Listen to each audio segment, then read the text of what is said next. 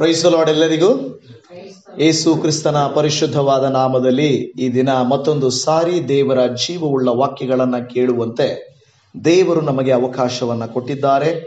ದೇವಾದಿ ದೇವನಿಗೆ ಸ್ತೋತ್ರ. ನಿಮ್ಮೆಲ್ಲರೊಟ್ಟಿಗೂ ವಾಕ್ಯವನ್ನ ಹಂಚಿಕೊಳ್ಳುವುದರಲ್ಲಿ ನಾನು ಸಂತೋಷ ಪಡುವಂತವನಾಗಿದ್ದೇನೆ. ನಾವು ಈ ಲೋಕದಲ್ಲಿ ನೋಡುವಾಗ ಅನೇಕ ಜೀವಿಗಳನ್ನ ನಾವು ನೋಡುತ್ತಾ ಇದ್ದೇವೆ. ಗುಬ್ಬಿಗಳನ್ನ ನೋಡುವಾಗ ಗೂಡುಗಳಲ್ಲಿ ಅವು ವಾಸ ಮಾಡುತ್ತವೆ, ಅವುಗಳನ್ನ ನಿವಾಸ ಮಾಡಿಕೊಳ್ಳುತ್ತವೆ. ಇರುವೆಗಳನ್ನ ನೋಡುವಾಗ ಅವು ಏನ್ ಮಾಡುತ್ತವೆ, ಹುತ್ತಗಳಲ್ಲಿ ವಾಸ ಮಾಡುತ್ತಾ ಇರ್ತವೆ.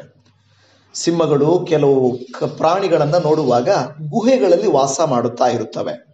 ಕೆಲವು ಪಕ್ಷಿಗಳು ಮರಗಳನ್ನ ನಿವಾಸವಾಗಿ ಮಾಡಿಕೊಂಡಿರುತ್ತವೆ.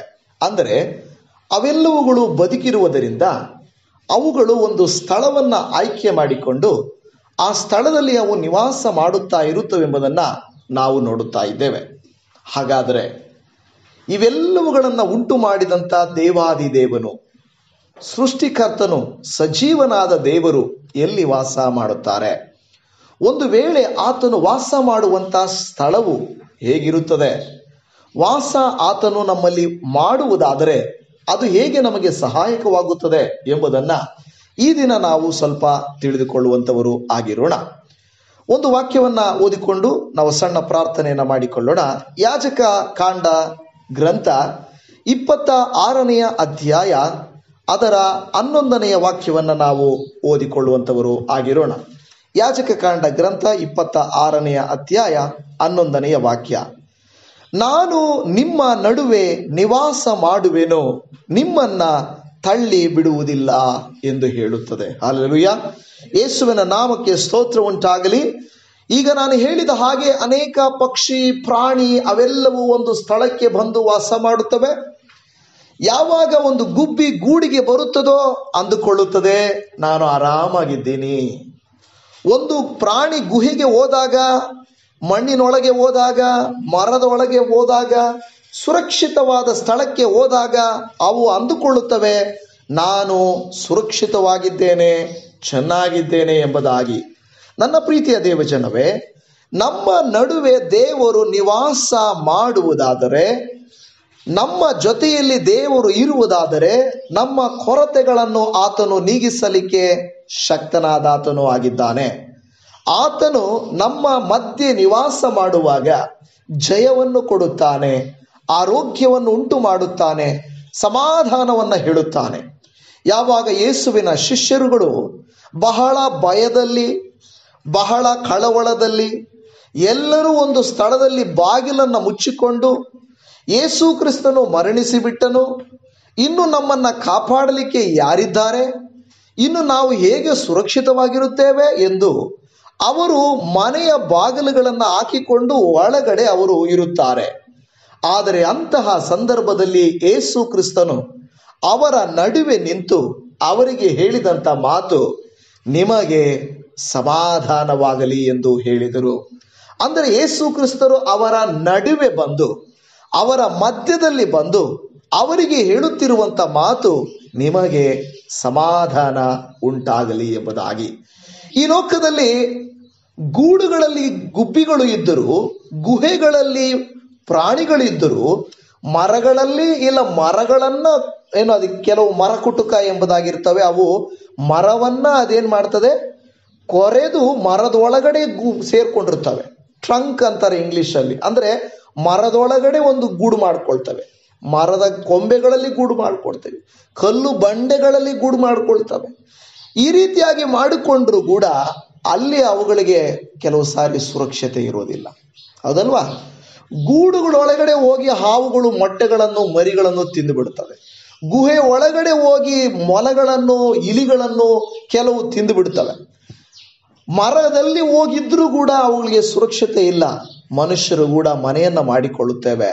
ನಾವು ಸಮಾಧಾನವಾಗಿರಬೇಕೆಂದು ನಮಗೆ ಒಂದು ನಿವಾಸವನ್ನ ಮಾಡಿಕೊಳ್ಳುತ್ತೇವೆ. ಹೊರಗಡೆ ಹೋಗುವಾಗ ಅಪಘಾತ, ಹೊರಗಡೆ ಹೋಗುವಾಗ ಅನಾರೋಗ್ಯ, ಹೊರಗಡೆ ಹೋಗುವಾಗ ಕೇಡುಂಟಾಗುತ್ತದೆ. ನಾನು ಮನೆಗೆ ಹೋದರೆ ಸುರಕ್ಷಿತವಾಗಿರುತ್ತೇನೆ ಅಂತ ನಾವು ಆಲೋಚನೆ ಮಾಡಿಕೊಳ್ಳುತ್ತೇವೆ. ಆದರೂ ಕೂಡ ಮನೆಯಲ್ಲಿದ್ದರೂ ಕೂಡ ಕಳವಳ, ಮನೆಯಲ್ಲಿದ್ದರೂ ಕೂಡ ಚಿಂತೆ, ಮನೆಯಲ್ಲಿದ್ದರೂ ಕೂಡ ದುಃಖ, ಇಂತಹ ಪರಿಸ್ಥಿತಿಯನ್ನು ನಾವು ನೋಡುತ್ತಾ ಇದ್ದೇವೆ. ಪ್ರಿಯದೇವಜನರೇ, ದೇವರು ಇವತ್ತು ಹೇಳುತ್ತಾ ಇದ್ದಾನೆ, ನೀವು ಎಲ್ಲಿದ್ದರೂ ಕೂಡ ನಿಮಗೆ ಕಳವಳವಂತೂ ಇದೆ, ನಿಮಗೆ ಕಷ್ಟ ಅಂತೂ ಇದೆ, ಭಯವಂತೂ ಇದೆ. ನೀವಿರುವ ಮನೆ, ನೀವಿರುವ ಊರು, ನೀವು ಹೋಗುವ ಕೆಲಸದ ಜಾಗ ಎಲ್ಲದರಲ್ಲಿ ಕೂಡ ನಿಮಗೆ ಕಳವಳ ಇದೆ. ಆದರೆ ದೇವರು ಹೇಳುವಂತ ಮಾತೇನೆಂದರೆ, ನಾನು ನಿಮ್ಮ ನಡುವೆ ಬಂದು ವಾಸ ಮಾಡುವುದಾದರೆ, ನಿಮ್ಮ ನಡುವೆ ನಾನು ಇರುವುದಾದರೆ ನಿಮಗೆ ಏನಿರುತ್ತೆ? ಅಲ್ಲಿ ಸಮಾಧಾನ ಇರುತ್ತದೆ. ಅಲ್ಲಿ ದೇವರು ಕಳವಳವನ್ನ ತೆಗೆಯುವಂತ ದೇವರಾಗಿದ್ದಾನೆ, ಅಲ್ಲಿ ನಿರೀಕ್ಷೆಯನ್ನ ಕೊಡುವಂತವನಾಗಿದ್ದಾನೆ. ಹೊರಗಡೆ ಮಳೆಗೂ ಬಿರುಗಾಳಿಗೂ ಪ್ರಾಣಿಗಳಿಗೂ, ಕೆಲವು ಕ್ರೂರ ಮೃಗಗಳಿಗೂ ಭಯಪಟ್ಟು ಕೆಲವು ಪ್ರಾಣಿಗಳೇನು ಮಾಡ್ತಾವಂದ್ರೆ ಗೂಡುಗಳನ್ನು ಹೋಗಿ ಸೇರಿಕೊಳ್ತವೆ. ಆದರೆ ಕೆಲವು ಸಾರಿ ಆ ಗೂಡುಗಳು ಕೂಡ ಸುರಕ್ಷತೆ ಅಲ್ಲ, ಕೆಲವು ಸಾರಿ ಮನೆಗಳು ಕೂಡ ಸುರಕ್ಷತೆ ಅಲ್ಲ. ಯೇಸುವಿನ ಶಿಷ್ಯರು ಕೂಡ ಹಾಗೇನೆ. ಯಾರಾದರೂ ನಮ್ಮನ್ನ ಹಿಡಿದಾರು, ಯಾರಾದರೂ ನಮ್ಮನ್ನ ಒಡೆದಾರು, ಏನಾದರೂ ಮಾಡಿಯಾರು ಎಂದು ಬಚ್ಚಿಟ್ಟುಕೊಳ್ಳುವ ಪರಿಸ್ಥಿತಿಯಲ್ಲಿ ಕೂಡ ದೇವರು ಅವರ ಮಧ್ಯದಲ್ಲಿ ಬಂದು ಅವರಿಗೊಂದು ಮಾತು ಹೇಳುತ್ತಾನೆ. ಅವರ ನಡುವೆ ನಿಂತು ಅನ್ನುವ ಪದವನ್ನು ನಾವಲ್ಲಿ ನೋಡುತ್ತೇವೆ. ಯೇಸು ಸ್ವಾಮಿ ಅವರ ನಡುವೆ ನಿಂತು ನಿಮಗೆ ಸಮಾಧಾನವಾಗಲಿ ಎಂದು ಹೇಳಿದರು. ಇವತ್ತು ದೇವರ ವಾಕ್ಯ ಯಾಜಕ ಕಾಂಡ ಗ್ರಂಥದಲ್ಲಿ, ಅಲ್ಲಿಯೇ ದೇವರ ಮಕ್ಕಳಿಗೆ ದೇವರು ಹೇಳುತ್ತಾ ಇದ್ದಾನೆ, ನಾನು ನಿಮ್ಮ ನಡುವೆ ನಿವಾಸ ಮಾಡುವೆನು. ಹಲ್ಲೆಲೂಯಾ. ದೇವರು ಹೇಳುತ್ತಾ ಇದ್ದಾನೆ, ಇವತ್ತು ನಿಮ್ಮ ಮನೆಗಳಲ್ಲಿ ಕಳವಳ ಇರಬಹುದು, ನಿಮ್ಮ ಮನಸ್ಸುಗಳಲ್ಲಿ ಭಯ ಇರಬಹುದು. ಆದರೆ ಅಂತಹ ಪರಿಸ್ಥಿತಿಯಲ್ಲಿಯೂ ಕೂಡ ದೇವರು ಹೇಳುವಂತ ಮಾತು, ನಾನು ನಿಮ್ಮ ನಡುವೆ ವಾಸ ಮಾಡುವೆನು ಎಂಬುದಾಗಿ. ನಿಮ್ಮನ್ನ ತಳ್ಳಿ ಬಿಡುವುದಿಲ್ಲ ಎಂದು ದೇವರು ಹೇಳುತ್ತಾ ಇದ್ದಾನೆ. ದೇವರು ನಮ್ಮನ್ನ ತಳ್ಳಿ ಬಿಡುವವನಲ್ಲ, ಬದಲಾಗಿ ನಮ್ಮ ನಡುವೆ ನಿವಾಸ ಮಾಡುವವನು ಎಂದು ಹೇಳುತ್ತಾ ಇದ್ದಾನೆ. ಪ್ರಾರಂಭದಲ್ಲಿ ದೇವರು ತನ್ನ ಮಕ್ಕಳಿಗೆ ಒಂದು ಮಾತನ್ನ ವಿಮೋಚನ ಕಾಂಡ ಗ್ರಂಥ 25ನೇ ಅಧ್ಯಾಯ 8ನೇ ವಾಕ್ಯದಲ್ಲಿ ಈ ರೀತಿಯಾಗಿ ಹೇಳುತ್ತಾನೆ, ನಾನು ಅವರ ಮಧ್ಯದಲ್ಲಿ ವಾಸಿಸುವುದಕ್ಕೆ ನನಗೆ ಒಂದು ದೇವಸ್ಥಾನವನ್ನ ಕಟ್ಟಿಸಬೇಕು ಎಂದು ಆತನು ಹೇಳುತ್ತಾನೆ. ಪ್ರಾರಂಭದ ದಿನಗಳಲ್ಲಿ ದೇವರವರಿಗೆ ಹೇಳ್ತಾ ಇರುವಂತ ಮಾತು, ನಾನು ಅವರ ಮಧ್ಯದಲ್ಲಿ ವಾಸಿಸುವುದಕ್ಕೆ ನನಗೆ ಒಂದು ದೇವಸ್ಥಾನವನ್ನ ಕಟ್ಟಿಸಬೇಕು ಅಂತ 25 ವಿಮೋಚನ ಕಾಂಡ 8ನೇ ವಾಕ್ಯದಲ್ಲಿ ಹೇಳುತ್ತಾ ಇದ್ದಾರೆ. ಆದರೆ ಅನಂತರ ಅರಸರುಗಳ ಗ್ರಂಥಕ್ಕೆ ಬಂದಾಗ, ಮೊದಲ ಅರಸರುಗಳ ಗ್ರಂಥ 8ನೇ ಅಧ್ಯಾಯ 27ನೇ ವಚನಕ್ಕೆ ಬಂದಾಗ, ದೇವರು ನಿಜವಾಗಿ ಭೂಲೋಕದಲ್ಲಿ ವಾಸಿಸುವನೋ, ಆಕಾಶವು ಉನ್ನತೋನ್ನತವಾದ ಆಕಾಶವು ನಿನ್ನ ವಾಸಕ್ಕೆ ಸಾಲವು, ಈಗಿರುವಲ್ಲಿ ನಾನು ಕಟ್ಟಿಸಿದ ಈ ಮಂದಿರವು ಹೇಗೆ ಸಾಕಾದೀತು ಎಂದು ದೇವರ ವಾಕ್ಯವು ಕೇಳುತ್ತಾ ಇದೆ. ಈ ವಾಕ್ಯದಲ್ಲಿ 2 ಆಕಾಶಗಳನ್ನು ನಾವು ನೋಡುತ್ತಾ ಇದ್ದೇವೆ, ಒಂದು ಭೂಲೋಕವನ್ನು ನೋಡುತ್ತಾ ಇದ್ದೇವೆ. ಮೊದಲ ಅರಸರುಗಳು 8:27 ದೇವರು ನಿಜವಾಗಿ ಭೂಲೋಕದಲ್ಲಿ ವಾಸಿಸುವನೋ ಎಂದು ಪ್ರಶ್ನೆ ಮಾಡ್ತಾ ಇದೆ. ಭೂಲೋಕ. ಆದರೆ ಆಮೇಲೆ ನಾವು ನೋಡುತ್ತಾ ಇದ್ದೇವೆ ಆಕಾಶದಲ್ಲಿ ನಾವು ನೋಡುತ್ತಾ ಇದ್ದೇವೆ ಸೂರ್ಯ, ಚಂದ್ರ, ನಕ್ಷತ್ರಗಳು, ಗ್ರಹಗಳು ಎಲ್ಲವೂ. ಆದರೆ ಅದರ ನಂತರ ಹೇಳುತ್ತಾ ಇದೆ ಉನ್ನತೋನ್ನತವಾದ ಆಕಾಶವು. ಆದರೆ ಅದು 2ನೇ ಆಕಾಶ. ನಾವು ನೋಡ್ತಾ ಇದ್ದೇವೆ, ಮೊದಲನೇ ಆಕಾಶವನ್ನೇ ಮನುಷ್ಯನು ಛೇದಿಸಲಿಲ್ಲ, ಮೊದಲನೇ ಆಕಾಶದಲ್ಲಿರುವ ಗ್ರಹಗಳನ್ನೇ ಇನ್ನೂ ಮುಟ್ಟಲಿಲ್ಲ. ಭೂಮಿಗೆ ಉಪಗ್ರಹವಾಗಿರುವಂತ ಚಂದ್ರನು, ಭೂಮಿಗೆ ಉಪಗ್ರಹವಾಗಿರುವಂತ ಚಂದ್ರನನ್ನು ಹೋಗಿ ಅದರ ಮೇಲೆ ಇಳಿದಾಗ, ಅದರ ಮೇಲೆ ಗ್ರಹಗಳನ್ನು ಕಳಿಸಿದಾಗ ಹೆಮ್ಮೆಯಿಂದ ಮನುಷ್ಯನು ಮಾತಾಡಿಕೊಳ್ಳುತ್ತಾನೆ, ನಾವು ಉಪಗ್ರಹಕ್ಕೆ ಹೋಗ್ಬಿಟ್ಟು ಚಂದ್ರಲೋಕಕ್ಕೆ ಹೋಗ್ಬಿಟ್ಟು ಅಂತ ಹೇಳಿಬಿಟ್ಟು ಹೆಮ್ಮೆ ಪಡ್ಕೊಳ್ಳುವಂತನ್ನ ಮಾಡ್ತಾ ಇದ್ದೇವೆ. ಇನ್ನೂ ನವಗ್ರಹಗಳಿದ್ದಾವೆ, ಇನ್ನೂ 9 ಗ್ರಹಗಳಿದ್ದಾವೆ. ಆ ಗ್ರಹಗಳಿಗೆ ಹೋಗಿ ಇನ್ನೂ ಅಧ್ಯಯನ ಮಾಡ್ಲಿಕ್ಕೆ ಆಗ್ತಾ ಇಲ್ಲ. ಆದ್ರೆ ಈ ಗ್ರಹಗಳನ್ನ ಬಿಟ್ಟು ಸೌರಮಂಡಲ ಇದೆ, ಸೂರ್ಯನಂತ ಲೆಕ್ಕಿಸಲಾಗದಂತ ನಕ್ಷತ್ರಗಳಿವೆ. ಮನುಷ್ಯನಿಗಳಿಗೆ ನಕ್ಷತ್ರಗಳನ್ನು ಎಣಿಸಲಿಕ್ಕೆ ಆಗೋದಿಲ್ಲ. ಆದರೆ ದೇವರು ವಾಕ್ಯ ಹೇಳುತ್ತದೆ, ದೇವರು ಪ್ರತಿ ನಕ್ಷತ್ರವನ್ನು ಹೆಸರಿಡಿದು ಕರೆಯುತ್ತಾನಂತೆ, ಪ್ರತಿ ನಕ್ಷತ್ರಕ್ಕೂ ಹೆಸರನ್ನ ಇಟ್ಟಿದ್ದಾನೆ ಅಂತ ನೋಡ್ತಾ ಇದ್ದೇವೆ. ಹಾಗಾದ್ರೆ ಮನುಷ್ಯನ ಆಲೋಚನೆ ನೋಡ್ರಿ, ಭೂಲೋಕವನ್ನ ದಾಟಿ ಹೋಗ್ತಾ ಇದ್ದಾನೆ, ದೇವರು ಅನುಮತಿಸಿದ್ದಾನೆ. ಆದರೆ ಆಕಾಶಕ್ಕೆ ಹೋಗಿ ಎಲ್ಲವನ್ನ ಕಂಡುಕೊಳ್ಳಿಕ್ಕಾಗ್ತಾ ಇಲ್ಲ. ಆದರೆ ಇನ್ನೂ ಉನ್ನತೋನ್ನತವಾದ ಆಕಾಶ ಇದೆ, ಎರಡನೇ ಆಕಾಶ. ಇನ್ನು ಮೂರನೇ ಆಕಾಶದಲ್ಲಿ ಪರಲೋಕ ಇದೆ ಅಂತ ನಾವು ನೋಡುತ್ತಾ ಇದ್ದೇವೆ. ಇದು ಉನ್ನತೋನ್ನತವಾದ ಆಕಾಶವು ನಿನ್ನ ವಾಸಕ್ಕೆ ಸಾಲದು.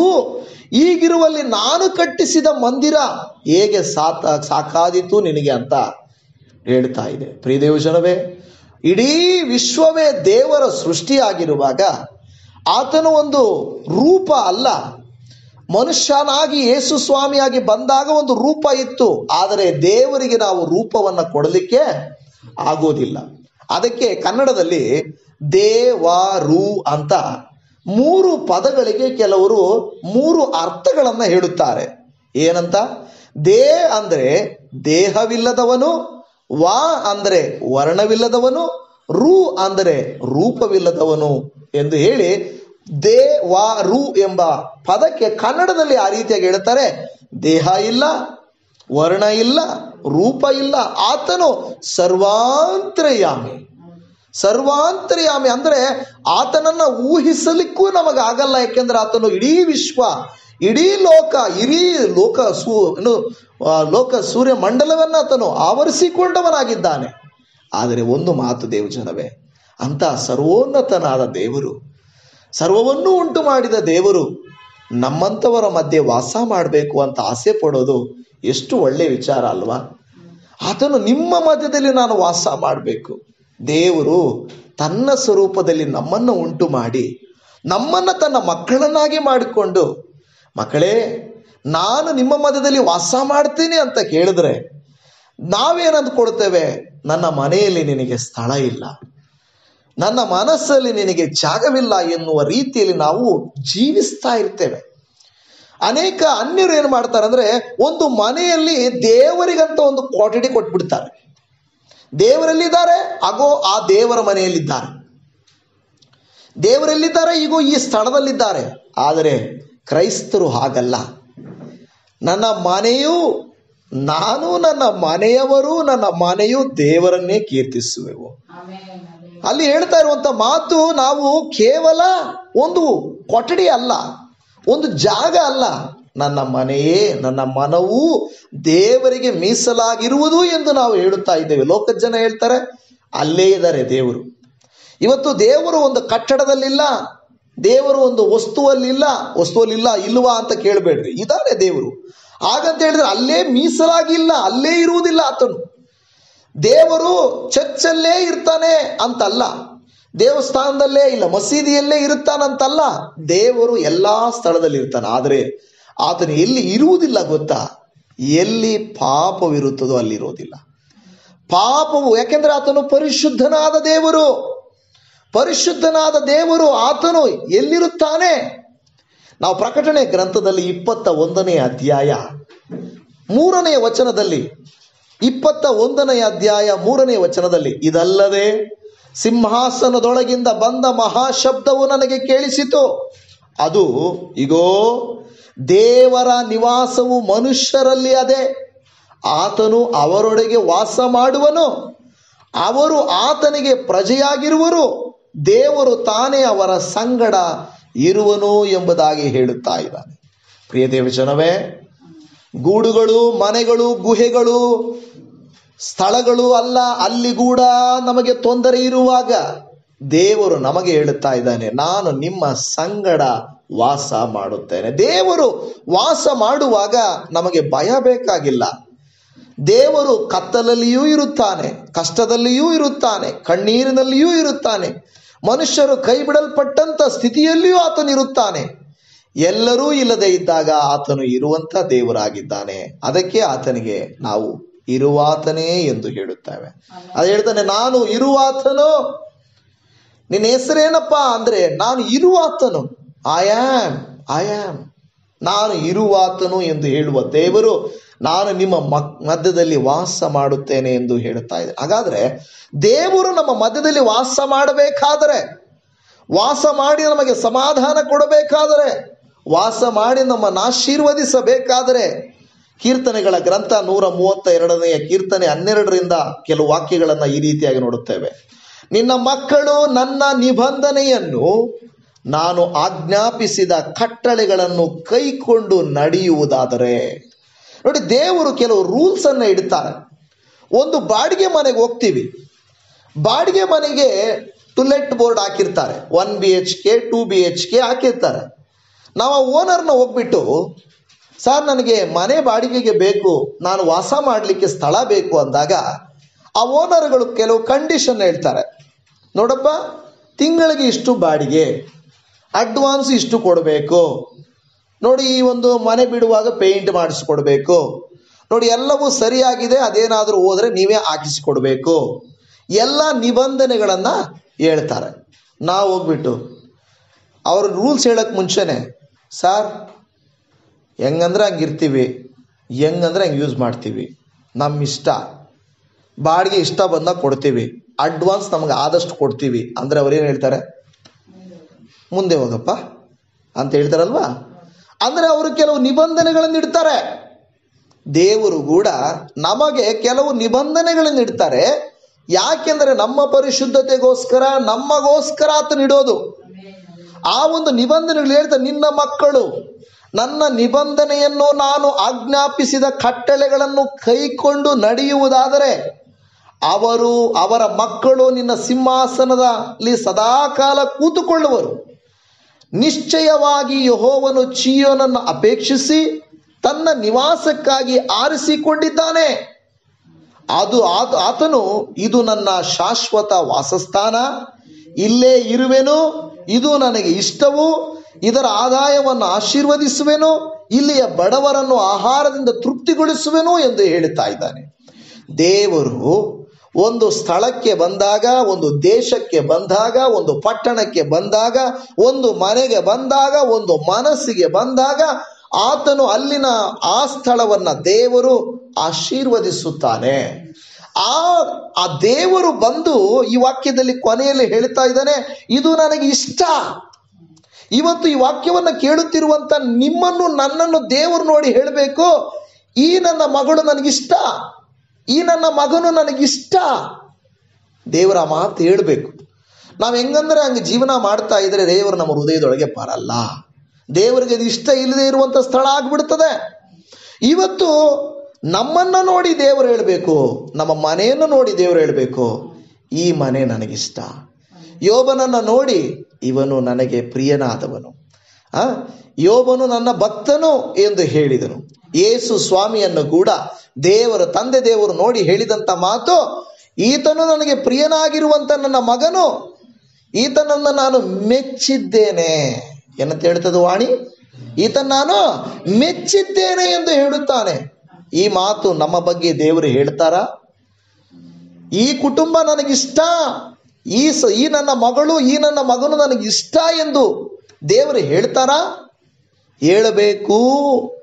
ಆ ರೀತಿ ಇಷ್ಟ ಅಂತ ಹೇಳಿದರೆ ದೇವರು ಹೇಳ್ತಾನೆ, ಅದರ ಆದಾಯವನ್ನ ಆಶೀರ್ವದಿಸುವೆನು, ಅಲ್ಲಿಯ ಬಡವರನ್ನು ಆಹಾರದಿಂದ ತೃಪ್ತಿಗೊಳಿಸುವೆನು. ಇವತ್ತು ದೇವರು ನಮ್ಮನ್ನು ತೃಪ್ತಿಗೊಳಿಸುವಲಿಕ್ಕೂ, ನಮ್ಮನ್ನು ಆಶೀರ್ವದಿಸಲಿಕ್ಕೂ ನಾವು ಆತನಿಗೇನಾಗಬೇಕು? ಇಷ್ಟರಾಗಬೇಕು. ನಮ್ಮ ಮನೆ, ನಮ್ಮ ಮನಸ್ಸು ದೇವರಿಗೆ ಇಷ್ಟವಾದರೆ ದೇವರು ಹೇಳ್ತಾನೆ, ನಾನು ಅಲ್ಲಿ ವಾಸ ಮಾಡ್ತೀನಿ, ನಾನು ಅವರನ್ನ ಆಶೀರ್ವದಿಸ್ತೀನಿ, ನಾನು ಅವರಿಗೆ ತೃಪ್ತಿ ಕೊಡ್ತೀನಿ ಅಂತ ದೇವರು ಹೇಳ್ತಾ ಇದ್ದಾನೆ. ದೇವರು ನಿಜ, ಒಂದು ಅರ್ಥದಲ್ಲಿ ಎಲ್ಲಾ ಕಡೆಗಳಲ್ಲಿ ಆತನು ವಾಸ ಮಾಡ್ತಾ ಇದ್ದಾನೆ. ನಾನು ಹೇಳಿದ್ನಲ್ವಾ, ಆತನು ಎಲ್ಲಾ ಕಡೆಯಲ್ಲಿ ಸರ್ವಾಂತರ್ಯಾಮಿ, ಆತನು ಸರ್ವವ್ಯಾಪಿಯಾದ ದೇವರು ಆತನು.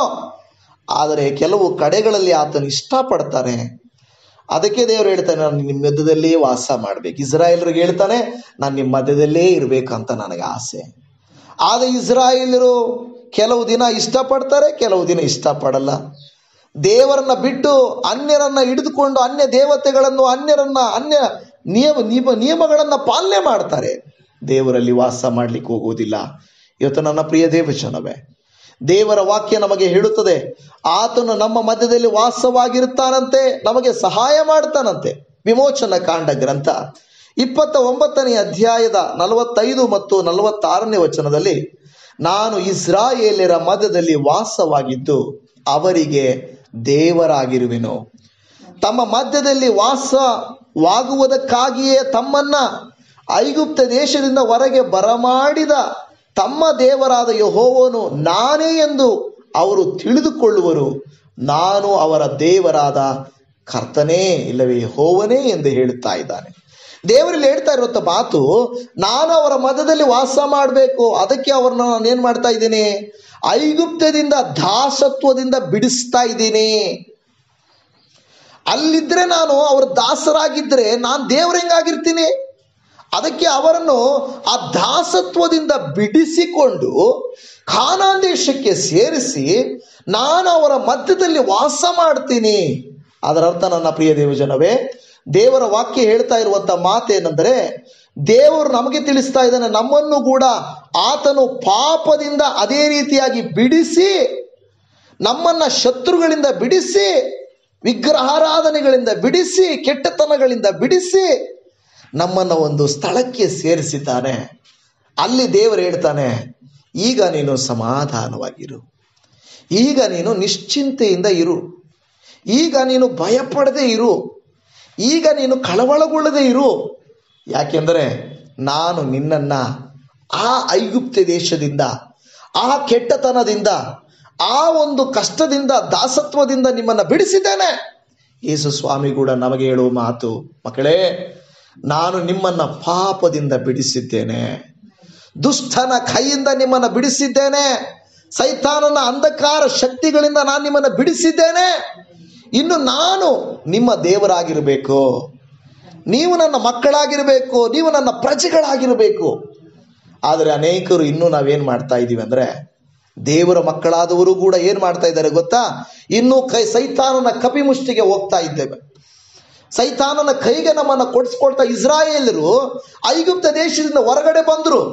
ಆಚೆ ಬಂದು ನೋಡ್ತಾರೆ, ಓಹೋ ಅವ್ರು ನೋಡು, ಅವರಿಗೆ ಅರಸ ಇದ್ದಾನೆ, ಓಹೋ ಇವ್ರಿಗೂ ನೋಡು ಪಟ್ಟಣ ಇದೆ, ಓ ಇವ್ರು ನೋಡಿ ಹಿಂಗಿದ್ದಾರೆ. ಅಯ್ಯೋ ನಮಗೆ ಅರಸ ಇಲ್ಲ, ನಮಗೆ ಪಟ್ಟಣ ಇಲ್ಲ, ನಮಗೆ ಏನೂ ಇಲ್ಲ, ಅವ್ರ ಥರ ಇರಬೇಕು ನಾವು ಅಂತ ಆಸೆ ಪಡಲಿಕ್ಕೆ ಪ್ರಾರಂಭಿಸ್ತಾ ಇದ್ದಾರೆ. ಅವ್ರ ಥರ ಊಟ ಮಾಡಬೇಕು, ಅವ್ರ ಥರ ಬಟ್ಟೆ ಹಾಕ್ಕೊಳ್ಬೇಕು, ಅವ್ರ ಥರ ಜೀವನ ಮಾಡಬೇಕು. ದೇವರು ಹೇಳ್ತಾ ಇದ್ದಾರೆ, ನಾನು ನಿಮ್ಮನ್ನ ಪ್ರತ್ಯೇಕಿಸಿದ್ದೆ ಏನಕ್ಕೆ? ನೀವು ನನ್ನ ಪ್ರಜೆಗಳಾಗಿರ್ಬೇಕು, ನಾನು ನಿಮ್ಮ ಮಧ್ಯೆ ವಾಸ ಮಾಡಬೇಕು. ದೇವರು ಇವತ್ತು ನಮ್ಮನ್ನು ಪಾಪದಲ್ಲಿರುವಂತ ಅನೇಕರನ್ನು ಹೀಗೆ ಕರೀತಾ ಇದ್ದಾನೆ, ಮಕ್ಕಳೇ ಪಾಪವನ್ನ ಬಿಟ್ಟು ಬರ್ರಿ, ಕೆಟ್ಟತನವನ್ನ ಬಿಟ್ಟು ತೊಲಗಿ ಬರ್ರಿ, ನಾನು ನಿಮ್ಮ ದೇವರಾಗಿರ್ಲಿಕ್ಕೆ ಇಷ್ಟಪಡ್ತೇನೆ, ನಾನು ನಿನ್ನ ಮಧ್ಯದಲ್ಲಿ ವಾಸ ಮಾಡ್ಲಿಕ್ಕೆ ಇಷ್ಟಪಡ್ತೇನೆ ಅಂತ ಹೇಳಿದ್ರೆ, ಇವತ್ತು ಸೈತಾನನು ಅನೇಕ ವಿಧವಾಗಿ ಮನುಷ್ಯರನ್ನ ಗಾಳ ಹಾಕಿ ಹಿಡಿತಾ ಇದ್ದಾನೆ. ಪ್ರತ್ಯೇಕವಾಗಿ ಈ ಲೋಕದಲ್ಲಿರುವವರಿಗೆ ಯಾವ ತೊಂದರೆನೂ ಇಲ್ಲ, ಅವ್ರು ಹೆಂಗ್ ಬೇಕಾದರೂ ಜೀವಿಸ್ಬೋದು. ಆದರೆ ದೇವರ ಮಕ್ಕಳಾದವರಿಗೆ ಏನ್ ಮಾಡ್ತಾನೆ ಗೊತ್ತಾ? ಸೈತಾನ ಗಾಳ ಹಾಕ್ತಾನೆ. ವಿಶ್ವಾಸಿ ಮಕ್ಕಳು ವಿಶ್ವಾಸವನ್ನ ಬಿಟ್ಟು ಹೋಗುವಂತೆ ಗಾಳ ಹಾಕ್ತಾನೆ. ನಾನು ಕೇಳಿಸ್ಕೊಳ್ತಾ ಇರ್ತೇನೆ, ಕೆಲವು ಸಹೋದರಿಯರು ಯವ್ವನಸ್ಥರು ಫೋನ್ ಮಾಡಿ ಹೇಳ್ತಾರೆ, ಪಾಸ್ಟೇ ನಾನೊಬ್ಬ ವಿಶ್ವಾಸಿ, ನನಗೆ ದೀಕ್ಷಾಸ್ನಾನಾಗಿದೆ, ನಮ್ಮ ಅಪ್ಪ ಅಮ್ಮ ಕ್ರೈಸ್ತರು, ಆದರೆ ನಾನೊಬ್ಬ ಹುಡುಗನನ್ನ ಪ್ರೀತಿಸ್ತಾ ಇದ್ದೇನೆ, ಅವನ ಹಿಂದೂ, ಆದರೆ ಅವನನ್ನು ಬಿಟ್ಟು ನನಗೆ ಇರ್ಲಿಕ್ಕೆ ಆಗ್ತಾ ಇಲ್ಲ, ಸೈತಾನ ಗಾಳ ಹಾಕಿ ಹಿಡಿದಿದ್ದಾನೆ, ನಾನು ಅವನನ್ನು ಬದಲಾಯಿಸ್ತೀನಿ. ಓ ಬದಲಾಯಿಸ್ತೀಯ? ಬದಲಾಯಿಸಕ್ ಹೋಗಿ ಎಷ್ಟೋ ಜನ ಬದಲಾಗಿರೋರಿದ್ದಾರೆ. ಅದಕ್ಕೆ ದೇವರ ವಾಕ್ಯ ಹೇಳ್ತದೆ, ಅನ್ಯರೊಟ್ಟಿಗೆ ಇಜ್ಜೋಡ್ ಆಗ್ಬೇಡ ಅಂತ ಹೇಳ್ತದೆ. ಫ್ರೆಂಡ್ಶಿಪ್ ಮಾಡಬೇಡ, ಪ್ರೀತಿ ಮಾಡಬೇಡ, ಅನ್ಯರೊಟ್ಟಿಗೆ ಬಿಸ್ನೆಸ್ ಸ್ಟಾರ್ಟ್ ಮಾಡಬೇಡ, ಅನ್ಯರೊಟ್ಟಿಗೆ ಸೇರಿ ಹೋಗ್ಬೇಡ, ಯಾಕೆಂದ್ರೆ ಅವ್ರು ನಿನ್ನನ್ನು ಎಳ್ಕೊಂಡ್ಬಿಡ್ತಾರೆ. ಸೈತಾನು ನಿಧಾನವಾಗಿ ಗಾಳ ಹಾಕ್ತಾನೆ, ನಿಧಾನವಾಗಿ ತೋರಿಸ್ತಾನೆ, ನೋಡು ಏನು ಫ್ರೆಂಡ್ಶಿಪ್ ಮಾಡಿದ್ರೆ, ಏನು ಅವ್ರ ಜೊತೆ ಹಿಂಗಿದ್ರೆ, ಅವ್ರು ಕರೆದಾಗ ಹೋಗೋದ್ರೆ ಹೇಳಿದ್ ಏನು ತಪ್ಪಿದೆ ಅಂತ ಕೇಳ್ತಾರೆ. ತಪ್ಪೇನೂ ಇಲ್ಲ, ನಿಧಾನವಾಗಿ ನೀನು ಅದಕ್ಕೆ ರೂಢಿ ಆಗ್ಬಿಡ್ತೀಯ. ಅದನ್ನು ನೋಡಿ ನೀನು ಹೇಳ್ತೀಯ, ಓ ಅವ್ರ ಮನೆಯಲ್ಲಿ ಟಿವಿ ನೋಡೋಕೆ ಅವಕಾಶ ಕೊಡ್ತಾರೆ, ನಮ್ಮ ಮನೆಯಲ್ಲಿ ಕೊಡಲ್ಲ. ಅವ್ರ ಮನೆಯಲ್ಲಿ ಸಿನಿಮಾಗೆ ಥಿಯೇಟರ್ ಕರ್ಕೊಂಡು ಹೋಗ್ತಾರೆ, ನಮ್ಮ ಮನೆಯಲ್ಲಿ ಕೊಡಲ್ಲ. ಅವ್ರ ಮಕ್ಕಳಿಗೆ ಫ್ಯಾನ್ಸಿ ಡ್ರೆಸ್ ಕೊಡಿಸ್ತಾರೆ, ನಮ್ಮ ಮನೆಯಲ್ಲಿ ಕೊಡಿಸಲ್ಲ. ಅವ್ರ ಮನೆಯಲ್ಲಿ ಪಾಕೆಟ್ ಮನಿ ಕೊಡ್ತಾರೆ, ನಮ್ಮ ಮನೆಯಲ್ಲಿ ಕೊಡಲ್ಲ. ಒಂದು ವ್ಯತ್ಯಾಸವನ್ನು ನೋಡ್ಬಿಟ್ಟು ನಾವು ಅಂದುಕೊಳ್ತೇವೆ, ಅವರೇ ಪರವಾಗಿಲ್ಲ, ನಮಗೆ ಎಲ್ಲ ರೂಲ್ಸ್ ಅಂಡ್ ರೆಗ್ಯುಲೇಷನ್ಸ್. ಆಗ ಸೈತಾನನು ನಮಗೇನಂತ ಹೇಳ್ಕೊಡ್ತಾನಂದ್ರೆ, ನೋಡು ಎಷ್ಟು ಫ್ರೀ ಆಗಿದ್ದಾರೆ ನೋಡ್ದ ಅಲ್ಲಿ, ನೋಡು ಅವರಿಗೆ SSLC ಆಗಿದ ತಕ್ಷಣನೇ ಮೊಬೈಲ್ ಕೊಡಿಸ್ಬಿಟ್ಟಿದ್ದಾರೆ ಅವ್ರಿಗೆ. ಅಂದ್ರೆ ಆ ರೀತಿಯಾಗಿ ಲೋಕದಲ್ಲಿ ಏನಂದ್ರೆ ಲೋಕದಲ್ಲಿ ಕಂಪೇರ್ ಮಾಡಿ ಸೈತಾನ್ ಹೇಳ್ತಾ ಇರ್ತಾನೆ, ನೋಡು ಅಲ್ಲಿ ಅವ್ರಿಗೆ ಅದು ಸಿಗ್ತಾ ಇದೆ, ಅದು ಆ ಬಿಸ್ನೆಸ್ ಚೆನ್ನಾಗಿ ಆಗ್ತಾ ಇದೆ, ಅವರು ಮನೆ ಕಟ್ಕೊಳ್ತಾ ಇದ್ದಾರೆ, ಇದನ್ನು ಮಾಡ್ತಾ ಇದ್ದಾರೆ, ಅದನ್ನು ಮಾಡ್ತಾ ಇದ್ದಾರೆ. ಆದರೆ ನಿಮಗೆ ಗೊತ್ತಿಲ್ಲ, ಅವರಲ್ಲಿ ಸಮಾಧಾನ ಇಲ್ಲ, ನೆಮ್ಮದಿ ಇಲ್ಲ. ಬಿಲ್ಡಿಂಗ್ ಇರ್ಬೋದು, ಗಾಡಿ ಇರ್ಬೋದು, ಸೈಟ್ ಇರ್ಬೋದು, ಚೆನ್ನಾಗಿರ್ಬೋದು ನೋಡಕ್ಕೆ, ಆದರೆ ಆಚೆ ನೋಡಿದ್ರೆ ಅವರಿಗೆ ಏನೂ ಇಲ್ಲ, ಸಮಾಧಾನ ಇಲ್ಲ, ನೆಮ್ಮದಿ ಇಲ್ಲ. ಆದರೆ ದೇವರು ನಮಗೆ ಹೇಳೋದು ಇದು ಗೊತ್ತಾ? ದೇವ ಮಕ್ಕಳೇ, ನಿಮ್ಮ ಗುಡಿಸಲಲ್ಲಾದರೂ ನಾನು ವಾಸ ಮಾಡ್ತೇನೆ, ನಿನ್ನ ಬಾಡಿಗೆ ಮನೆಯಲ್ಲಾದರೂ ನಾನು ನಿನ್ನ ಜೊತೆಯಲ್ಲಿ ಇರ್ತೇನೆ. ನಿನ್ನ ಒಂದು ವೇಳೆ ಒಳ್ಳೆ ಬಟ್ಟೆ ನಿನಗಿಲ್ಲ, ಒಳ್ಳೆ ಊಟ ಇಲ್ಲ, ಒಳ್ಳೆ ಆರೋಗ್ಯ ಕೊಡ್ತೀನಿ. ನೋಡಿ, ದೇವರು ಹೇಳುವಂತ ಮಾತು ನಮಗೆ ಅದು ಬೇಕಾಗಿಲ್ಲ. ಇವತ್ತು ಈ ನಡುವೆ ನಾವು ನ್ಯೂಸ್ಗಳಲ್ಲೆಲ್ಲ ನೋಡ್ತಾ ಇದ್ದೀವಿ, 6,000 ಕೋಟಿ ಕೊಟ್ಟು ಮದುವೆ ಮಾಡ್ತಾ ಇದ್ದಾರೆ ಅವರ ಅಂಬಾನಿ ಫ್ಯಾಮಿಲಿಯವರು.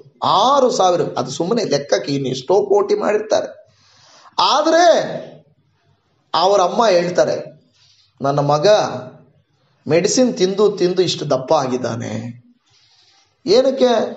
ಹಿಂದ್ಗಡೆ ತಿರುಗಿದ್ರೆ ಆಗಲೇ ಅವನ ವಯಸ್ಸು ಹುಡುಗ, ಅವನ ತಲೆ ಎಲ್ಲ ಕೂದಲೆಲ್ಲ ಹೊರಟೋಗಿದೆ, ದಪ್ಪವಾಗಿದ್ದಾನೆ, ದುಡ್ಡಿದೆ. ಆದರೆ ಎಷ್ಟೋ ಜನರು ಅವ್ರ ಮುಂದೆ ಬಂದು ದುಡ್ಡುಗೋಸ್ಕರ ಅವರ ಮದುವೆಯಲ್ಲಿ ಪಾಲ್ಗೊಳ್ತಾರೆ, ಮದುವೆಯಲ್ಲಿ ಇರ್ತಾರೆ, ಎಲ್ಲ ಮಾಡ್ತಾರೆ. ದುಡ್ಡು ಕೊಟ್ಟರೆ ಯಾರು ಬೇಕಾದರೂ ಕುಣಿತಾರೆ. ಆದರೆ ಅವ್ರು ಹೇಳೋ ಮಾತೇನೆಂದರೆ ಆರೋಗ್ಯ ಇಲ್ಲ. ಲಕ್ಷ ಲಕ್ಷ ಕೋಟಿ ಇದೆ, ಆದರೆ ಆರೋಗ್ಯ ಇಲ್ಲ ಅಲ್ವಾ? ಆರೋಗ್ಯ ಇಲ್ಲ. ಇವತ್ತು ದೇವರು ಹೇಳೋ ಮಾತು, ನೀವು ಬಡವರಾಗಿದ್ದರೂ ಆರೋಗ್ಯ ಕೊಡ್ತೀನಿ, ಸಣ್ಣ ಮನೆ ಆದ್ರೂ ಸಮಾಧಾನ ಕೊಡ್ತೀನಿ, ಈ ಲೋಕದಿಂದ ಪರಲೋಕದವರೆಗೂ ಮಾರ್ಗ ಮಾಡ್ತೀನಿ, ನಿಮ್ಮನ್ನ ಕರ ಹಿಡಿದು ನಡೆಸ್ತೀನಿ ಅಂತ ದೇವ್ರು ಹೇಳಿದ್ರೆ, ನಮಗೆ ಬಡತನ, ನಾವು ಅಂದ್ರೆ ದೇವ್ರ ಬಡತನದಲ್ಲಿ ಇರಬೇಕು ಅಂತೆಲ್ಲ ಹೇಳ್ತಾ ಇರೋದು, ನಾನು ಹೇಳ್ತಾ ಇರೋದು ನಾವಿರುವ ಸ್ಥಿತಿಯಲ್ಲಿ ನಾವು ಪರಿಶುದ್ಧತೆಗೆ ಬರುವುದಾದರೆ ದೇವರು ಹೇಳ್ತಾನೆ, ನಿನಗೇನು ಬೇಕು ನಾನು ಕೊಡ್ತೀನಿ, ನಿನ್ನನ್ನು ನಾನು ಆರೋಗ್ಯದಿಂದ ನಡೆಸ್ತೀನಿ, ಆಶೀರ್ವದಿಸ್ತೀನಿ, ಅಭಿಷೇಕಿಸ್ತೀನಿ, ನಿನ್ನನ್ನು ಆಪತ್ತಿನಿಂದ ಕಾಪಾಡ್ತೀನಿ, ಭೂಲೋಕದಿಂದ ಪರಲೋಕದವರೆಗೂ 3ನೇ ಆಕಾಶದವರೆಗೂ ನಾನು ನಿಮ್ಮನ್ನು ಕರ್ಕೊಂಡು ಹೋಗ್ತೀನಿ ಅಂತ ದೇವರು ಹೇಳಿದ್ರೆ, ನಾವು ಇನ್ನೂ ಈ ಲೋಕದಲ್ಲಿ ಅಲ್ಪವಾದ ಕಾರ್ಯಗಳಿಗೆ, ಸೈತಾನನ ಗಾಳಕ್ಕೆ ಬಿದ್ದು, ಲೋಕದ ಆಶೆಗಳಿಗೆ ಬಿದ್ದು, ನಾವು ದೇವರ ನಿವಾಸ ಸ್ಥಾನವಾಗದೆ ಕೆಟ್ಟತನ, ಕುಡುಕತನ, ಎಲ್ಲ ಅನೈತಿಕವಾದಂಥದ್ದನ್ನು ತುಂಬಿಸಿಕೊಂಡು ದೇವರಿಗೆ ನಾವು ಸ್ಥಳನೇ ಕೊಡ್ತಾ ಇಲ್ಲ. ಇದರಿಂದ ಮನೆಯಲ್ಲಿ ಸ್ಥಳ ಇಲ್ಲ, ಮನಸ್ಸಿನಲ್ಲಿ ಸಮಾಧಾನ ಸ್ಥಳ ಇಲ್ಲ. ದೇವರು ಅದಕ್ಕೆ ತನ್ನ ಮಕ್ಕಳಾದವರ ಬಳಿಗೆ ಬಂದು ಕದ ತಟ್ಟಿ ಕೇಳ್ತಾ ಇರ್ತಾನಂತೆ, ಅಯ್ಯೋ ಬಾಗಿಲಲ್ಲಿ ನಿಂತುಕೊಂಡು ತಟ್ತಾ ಇದ್ದೇನೆ, ಯಾರಾದರೂ ನನ್ನ ಮಕ್ಕಳು ನನ್ನ ಶಬ್ದವನ್ನು ಕೇಳಿ ಬಾಗಿಲನ್ನು ತೆರೆದ್ರೆ ಅವರು ಮನೆಯಲ್ಲಿ ಬರಬೇಕು ಅಂತ ಆಸೆ ಪಡ್ತಾ ಇದ್ದೇನೆ. ಹೃದಯವೆಂಬ ಬಾಗಿಲನ್ನು ತಟ್ತಾ ಇದ್ದಾನೆ. ಇವತ್ತು ಮನೆಯಲ್ಲಿಯೂ, ಅನೇಕ ಕ್ರೈಸ್ತರ ಮನೆಯಲ್ಲಿಯೂ ಜಾಗ ಇಲ್ಲ ಸ್ವಾಮಿಗೆ, ಅನೇಕರ ಮನಸ್ಸುಗಳಲ್ಲಿಯೂ ಜಾಗ ಇಲ್ಲ. ಹೋಗ್ಲಿ, ನೀವಾದರೂ ನಿಮ್ಮ ಗೂಡುಗಳಲ್ಲಿ, ನಿವಾಸ ಸ್ಥಾನಗಳಲ್ಲಿ ಚೆನ್ನಾಗಿದ್ದೀರಾ? ಇಲ್ಲ, ನೆಮ್ಮದಿ ಇಲ್ಲ, ಭಯ. ಯೇಸುವಿನ ಶಿಷ್ಯರುಗಳ ಬಳಿಯಲ್ಲಿ ಯೇಸು ಸ್ವಾಮಿ ಅದಕ್ಕೆ ಆ ಭಯದ ಸಮಯದಲ್ಲಿ ಬಂದು ಅವರ ನಡುವೆ ನಿಂತುಕೊಳ್ತಾನೆ.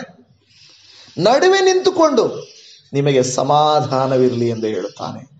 ಯಾರ ಮನೆಯಲ್ಲಿ, ಯಾರ ಮನೆಯಲ್ಲಿ ದೇವರು ನಿವಾಸವಾಗಿರುತ್ತಾನೋ, ಯಾರ ನಡುವೆ ಯೇಸು ಸ್ವಾಮಿ ಇರುತ್ತಾನೋ, ಅವರ ಎಲ್ಲ ಕಳವಳ, ಚಿಂತೆ, ದುಃಖ ಎಲ್ಲ ಹೋಗುತ್ತದೆ. ಯಾಕೆಂದ್ರೆ ಯೇಸು ಸ್ವಾಮಿ ಹೇಳ್ತಾನೆ, ನಿಮ್ಮ ಎಲ್ಲ ಚಿಂತೆ, ದುಃಖ, ಭಾರಗಳ ನನ್ನ ಮೇಲೆ ಹಾಕಿರಿ, ನಾನು ನಿಮಗೋಸ್ಕರ ಚಿಂತಿಸುತ್ತೇನೆ ಎಂದು ಹೇಳುತ್ತಾ ಇದ್ದಾನೆ.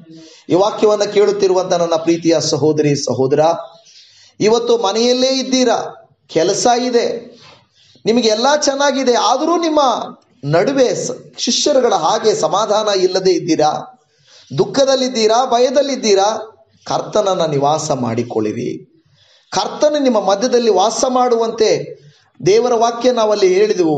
ನಿಬಂಧನೆಯನ್ನು, ಆಜ್ಞಾಪಿಸಿದ ಕಟ್ಟಳೆಗಳನ್ನು ಕೈಕೊಂಡು ನಡೀರಿ, ನಾನು ಆಗ ನಿಮ್ಮ ಮಧ್ಯದಲ್ಲಿ ಬರ್ಲಿಕ್ಕೆ ಇಷ್ಟಪಡ್ತೀನಿ, ನಿಮ್ಮನ್ನು ಆಶೀರ್ವದಿಸ್ತೀನಿ, ನಿಮ್ಮನ್ನು ತೃಪ್ತಿಗೊಳಿಸ್ತೀನಿ ಅಂತ ದೇವರು ಹೇಳ್ತಾ ಇದ್ದಾನೆ.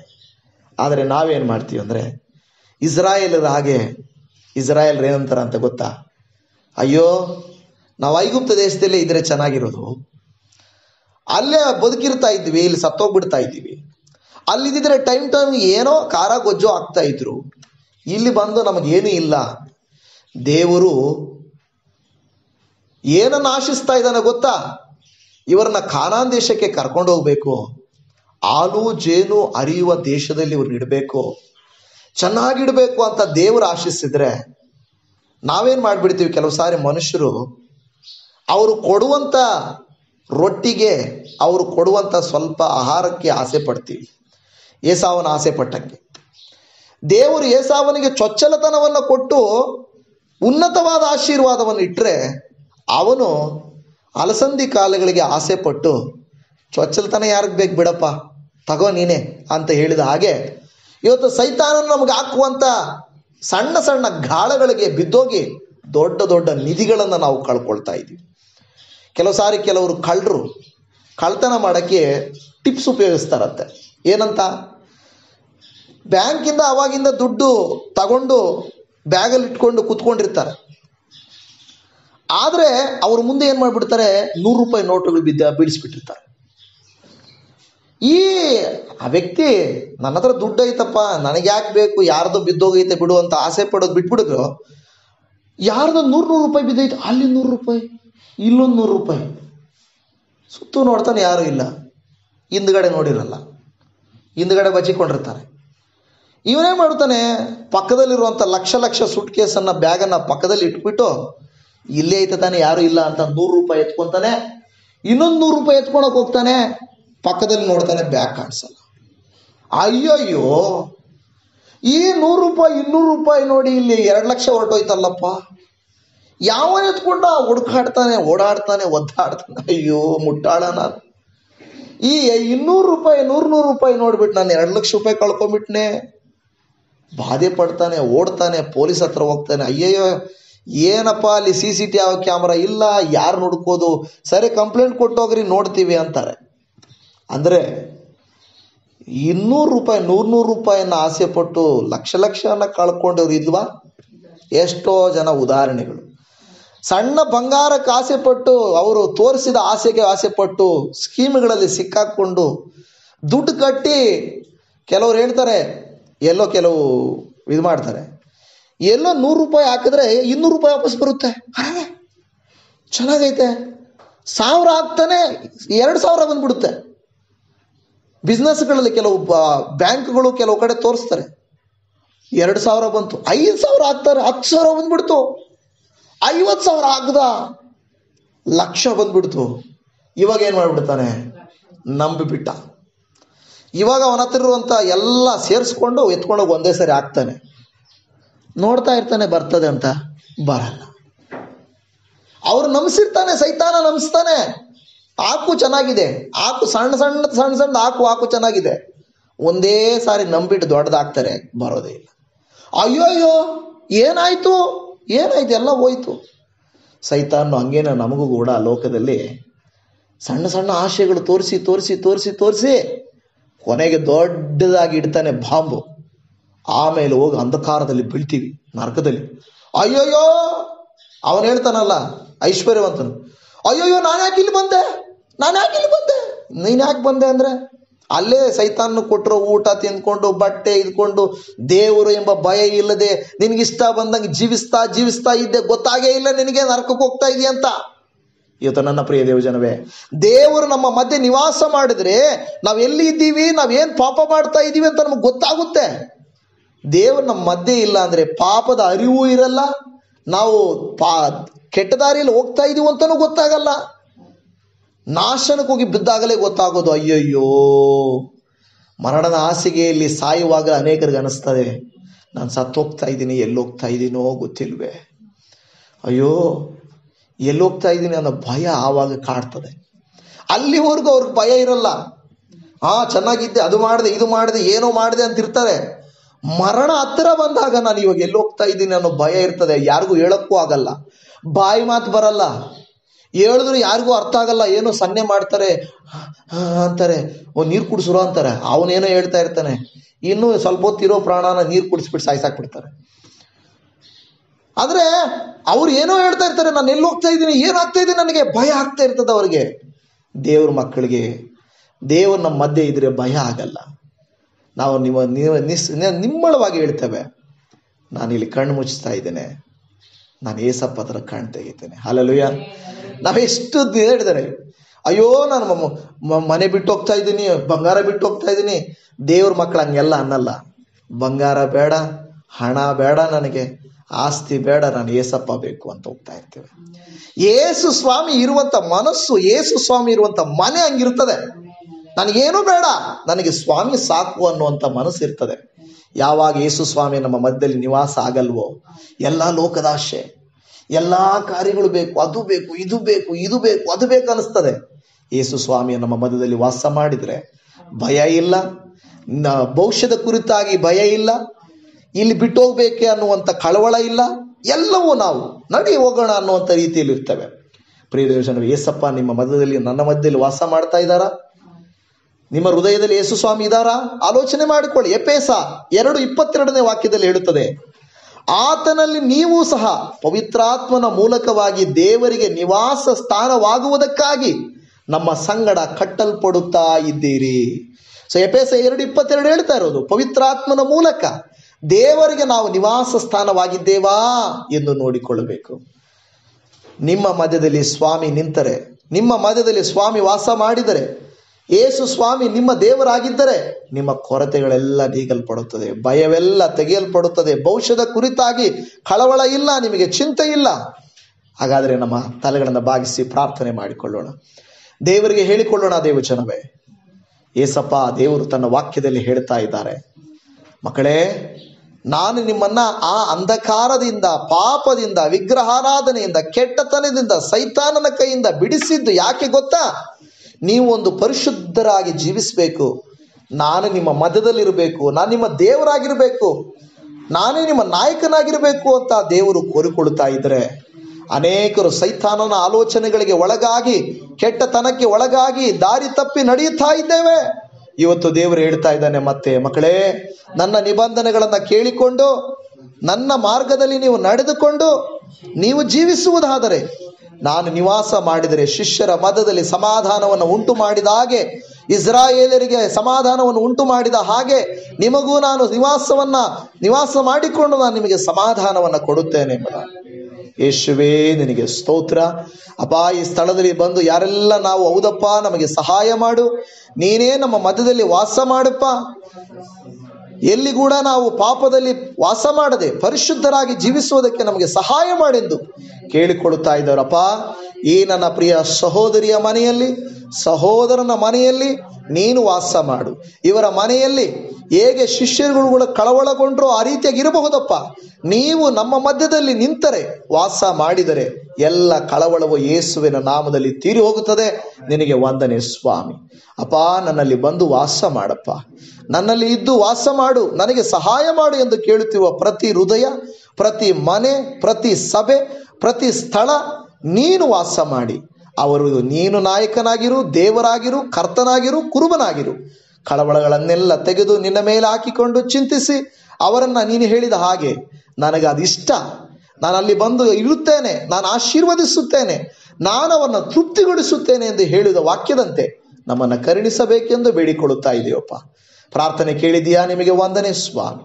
ಈ ವಾಕ್ಯಾನುಸಾರವಾಗಿ ನಾವು ನಡೆಯುವಂತೆಯೂ ನಿಮ್ಮನ್ನೇ ನಾವು ನಿವಾಸ ಮಾಡಿಕೊಂಡು ಅನುಗ್ರಹಿಸಲ್ಪಡುವಂತೆ ಕೃಪೆಯನ್ನು ತೋರಿಸಬೇಕೆಂಬುದಾಗಿ ನಮ್ಮ ಕರ್ತನು, ನಮ್ಮ ರಕ್ಷಕನು ನಮ್ಮ ಮಧ್ಯದಲ್ಲಿ ವಾಸ ಮಾಡಿ ನಮ್ಮನ್ನು ತೃಪ್ತಿಪಡಿಸಿ, ನಮ್ಮನ್ನು ಅನುಗ್ರಹಿಸಿ, ನಮ್ಮನ್ನು ಇಷ್ಟಪಡುವಂಥ ದೇವರಾಗಿರುವಂಥ ಜೀವ ಸ್ವರೂಪನು, ಪ್ರಾಣಪ್ರಿಯನು, ಪರಲೋಕದ ಅರಸನು, ನಮಗಾಗಿ ಶಿಲುಬೆಯ ಮೇಲೆ ಪ್ರಾಣ ಕೊಟ್ಟು ರಕ್ತದಿಂದ ತಮ್ಮನ್ನು ಕೊಂಡುಕೊಂಡ ಆತನು, ನಮ್ಮನ್ನು ಪರಲೋಕಕ್ಕೆ ಸೇರಿಸುವ ಆತನೂ ಆಗಿರುವಂಥ ನಜರೇತಿನ ಯೇಸು ಕ್ರಿಸ್ತನ ಮಧುರವಾದ ನಾಮದಲ್ಲಿ ಪ್ರಾರ್ಥಿಸುತ್ತೇವೆ ತಂದೆಯೇ. ಆಮೇನ್, ಆಮೇನ್, ಆಮೇನ್.